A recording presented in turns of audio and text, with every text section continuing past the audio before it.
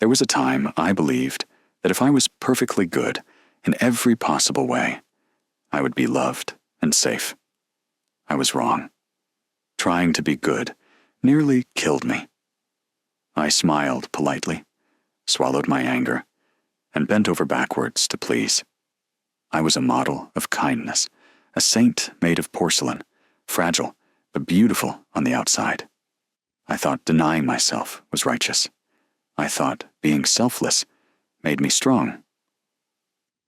Each morning, I fastened the mask of virtue to my face. It was spotless white, with a painted-on smile. I became whoever others needed me to be. With each compromise of my own needs, a tiny crack spread across that porcelain mask. I carried the weight of everyone's expectations on my shoulders. I never dared to inconvenience anyone or let them down. These were the laws I lived by. Never say no. Always be kind. Put yourself last.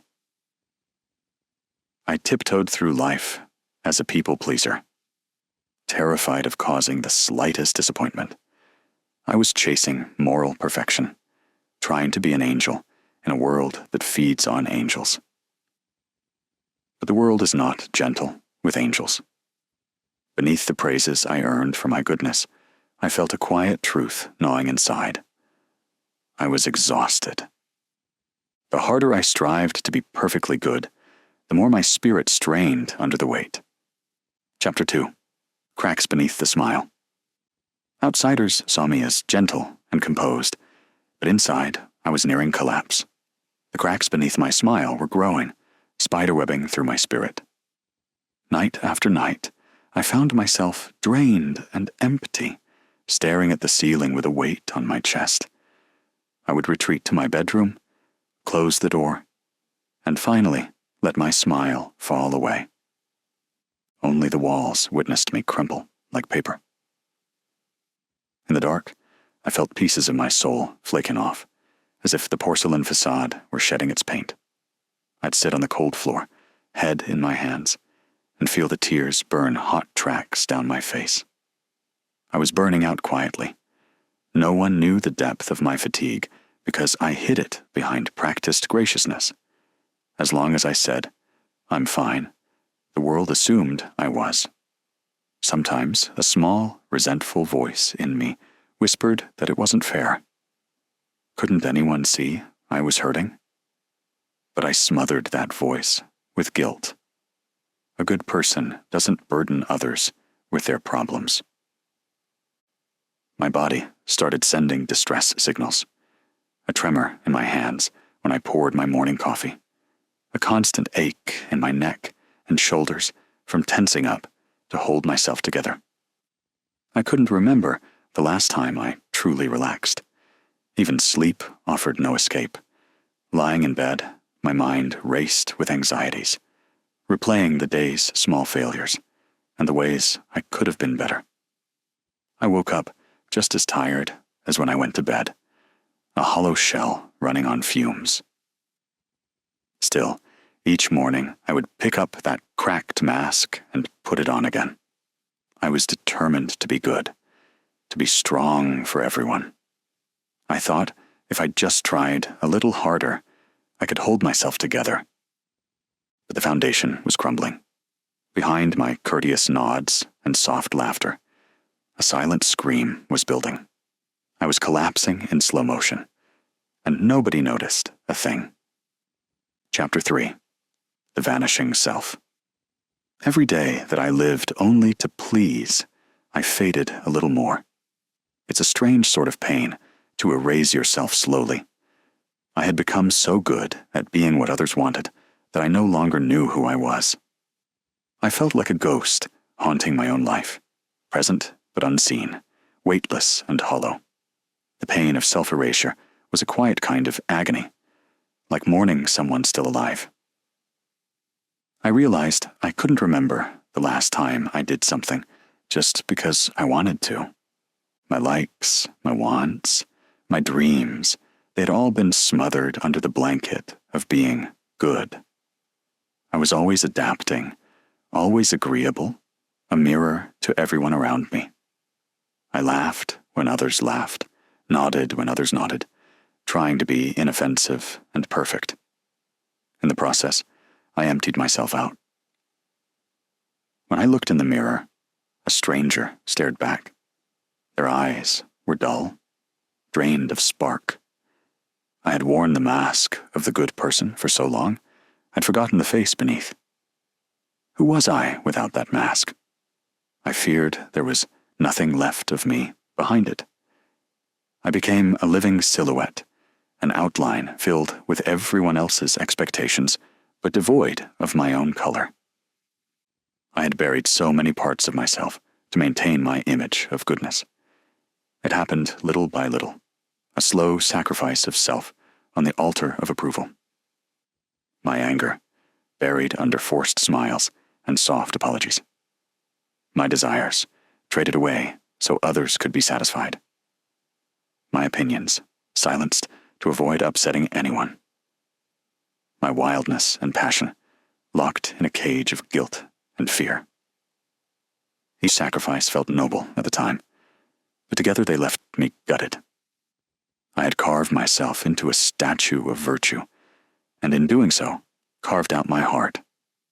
I felt numb, yet there was a deep ache in that numbness, a grief for the parts of me I'd lost.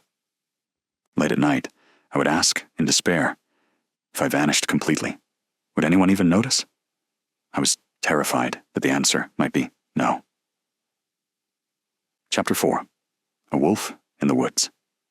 One night, in a half-forgotten dream, I found myself in a forest shrouded in fog. The air was cold and electric. Tall black trees loomed around me, their branches like skeletal arms scratching at a moonless sky. I wandered through the mist, heart pounding, not sure what I was looking for. All I knew was that I felt anger thrumming under my skin, raw and real in a way I hadn't felt before. A twig snapped somewhere in the darkness. I froze.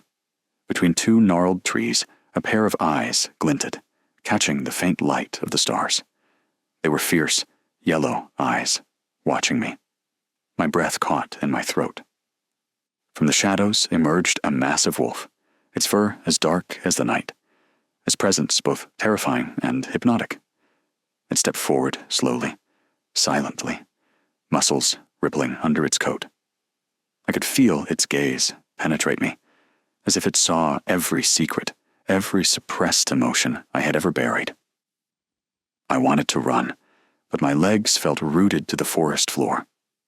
The wolf began to circle me. With each step it took, I felt a primal fear surge up, yet something else stirred too. A strange recognition. This creature moving in the darkness, teeth gleaming and eyes burning, felt familiar. It didn't just live in the forest. It lived in me. It was part of me I had caged and starved for so long. For years, I had been prey, gentle, harmless, easy to hurt. I had tried to survive among wolves by being a lamb, hoping my docility would protect me. It hadn't. All it did was paint a target on my back and a lie on my soul. And now, here I stood, face to face with the wolf I'd denied, the hunger and fury I'd tried to lock away in the name of being good. The wolf bared its teeth, a low growl rumbling in its throat. I could feel the vibration of that growl in my own chest. My heart was thundering, but I did not back away. Not this time. Hot blood rushed through me. Fear, yes, but also a fierce exhilaration. The part of me that had been silently screaming was now roaring. I met the wolf's eyes, and for the first time in my life, I did not look away. Chapter 5. The Burning Forest. The wolf lunged, and I braced myself. We collided with a force that shook the ground. In an explosion of rage and fear, we tumbled across the forest floor. I felt its claws rake my shoulders, felt hot blood on my skin. A flash of pain tore through me, but I clenched my jaw and grappled back with a strength I didn't know I had. My scream ripped through the night, a raw, primal cry, unleashing years of frustration and hurt.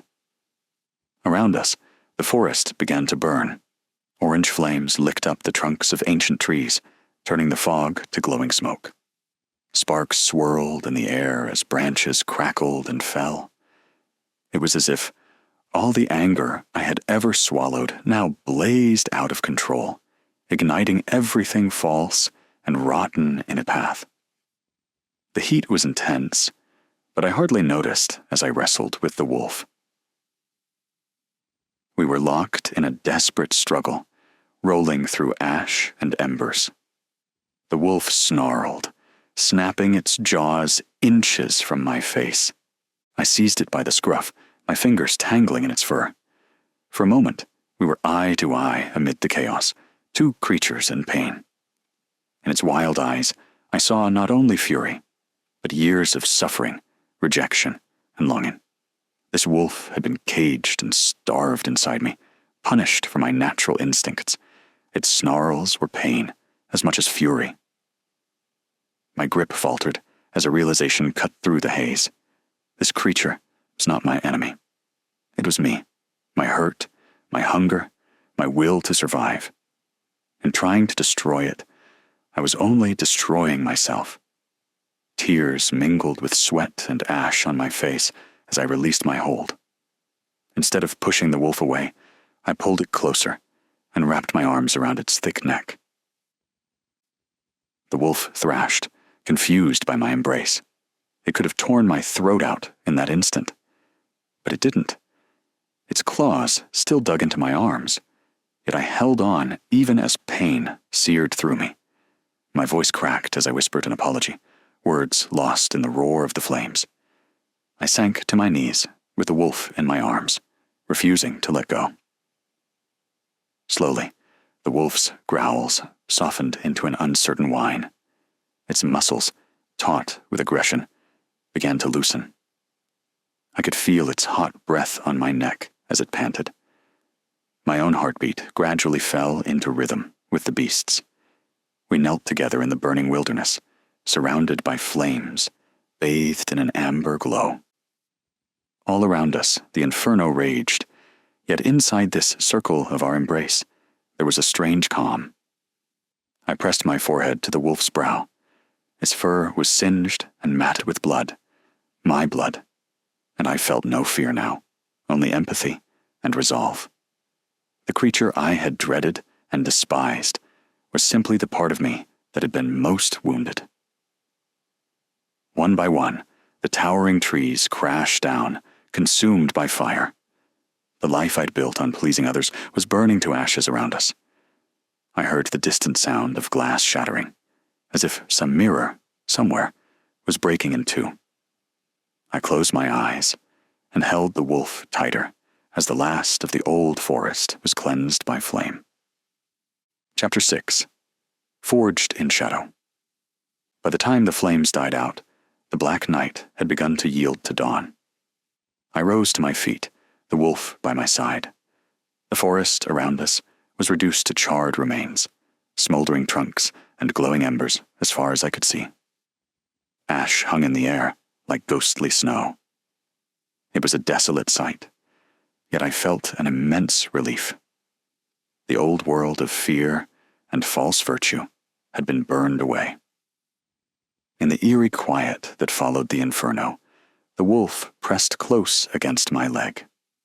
In its golden eyes, I saw a reflection of myself, alive and unafraid.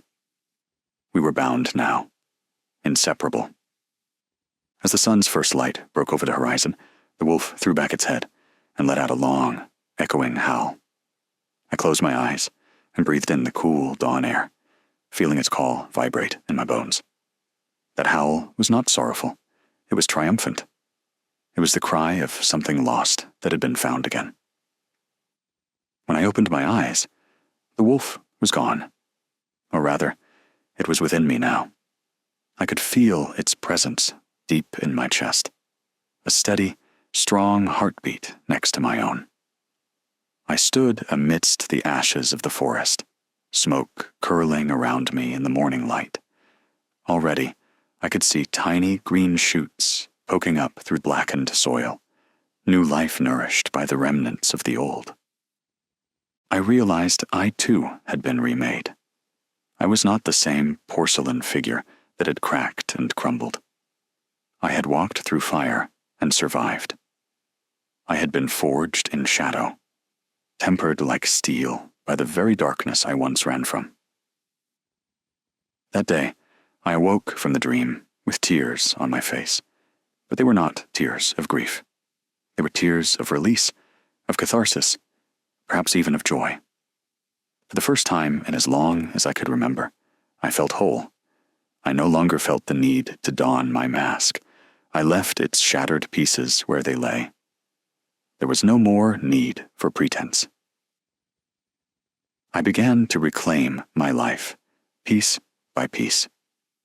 Gently, I started asserting myself in ways I never had. I spoke up when something bothered me, instead of swallowing the words. I learned to say no, without guilt, to protect my own time and energy. Each small act of self-assertion was like another green sprout rising from charred ground. I could feel the wolf's strength in me, a quiet confidence and fierceness when I needed it. My kindness had not vanished. If anything, it became more genuine now that it flowed freely, not forced. But it was balanced by self-respect.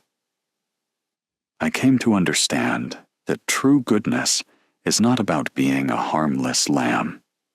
Real virtue isn't feeble. True goodness arises when you have the capacity for anger, for fierceness, for saying no, and yet you choose your actions with wisdom and love. I integrated my shadow, and in doing so, I gained authentic inner strength.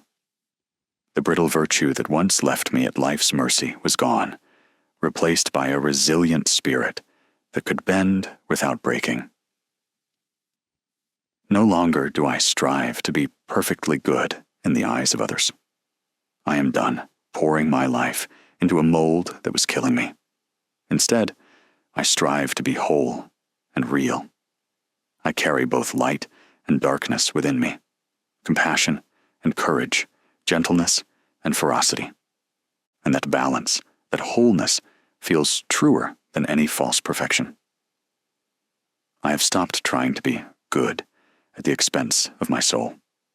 In embracing the wolf I feared, I reclaimed the parts of myself I had lost. I am no angel, and I don't need to be. I am human, beautifully human, full of flaws and fire. And for the first time, I am truly alive.